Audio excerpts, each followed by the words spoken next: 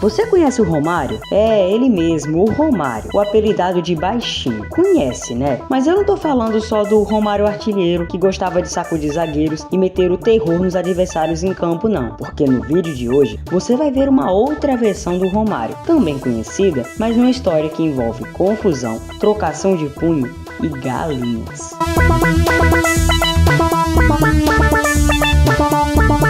O Romário foi conhecido por jogar na seleção brasileira e em clubes de alta visibilidade na Europa, como o PSV da Holanda e o conhecidíssimo Barcelona. Porém, o Baixinho tem uma carreira enorme, construída aqui mesmo, em clubes do Brasil. E uma dessas passagens, mais especificamente no Fluminense, em 2003, o caso mais louco que já aconteceu com o Romário foi presenciado. Não bastasse o risco iminente de rebaixamento daquela época, o Fluminense foi sacudido por uma briga envolvendo o atacante Romário, até então com 37 anos, e o torcedor Ricardo Gomes de Faria, na época com 31. Líder de uma torcida organizada do Flu, Faria lançou 6 galinhas ao gramado das Laranjeiras para protestar contra a péssima campanha do time no Campeonato Brasileiro. Mas não foi só. Faria ainda chegou o Romário, que se irritou e partiu para a agressão, amparado pelo fisioterapeuta pessoal e fiel escudeiro Fernando Lima, o Zé Colmeia. Na véspera de um importante jogo contra o Corinthians, que seria disputado no Maracanã, o Fluminense teve seu treino ofuscado pelas cenas de vale tudo. A briga maluca não tumultuou apenas o Fluminense.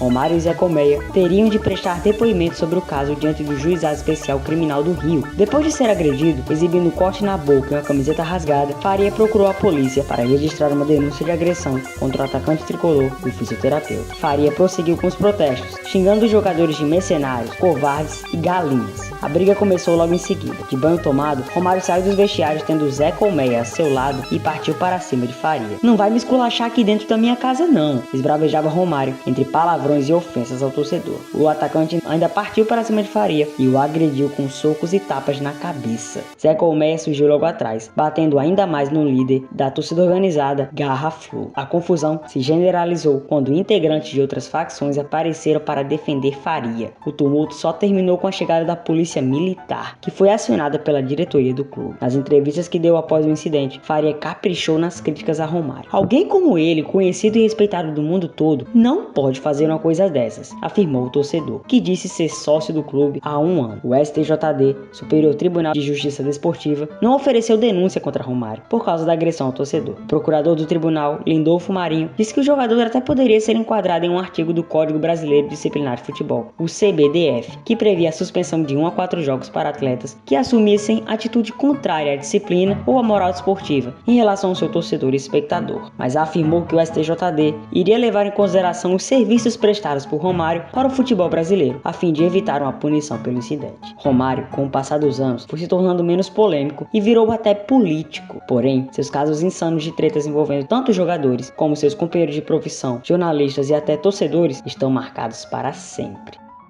Você conhecia essa história bizarra envolvendo o Baixinho? Ela é novidade para você? Pois eu quero saber. Deixe nos comentários. Se você gostou do conteúdo, se inscreva, ative as notificações, além de curtir e compartilhar, para que mais pessoas conheçam essa história insana.